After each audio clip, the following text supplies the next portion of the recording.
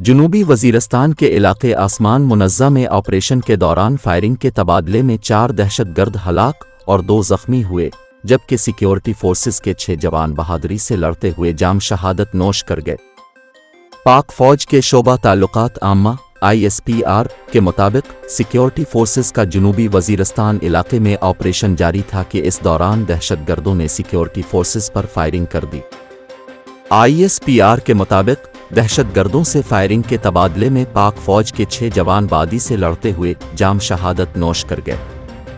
ISPR के मुताबिक security forces की भरपूर जवाबी कार्रवाई में 4 दहशतगर्द हलाक और 2 दहशतगर्द जख्मी भी हुए।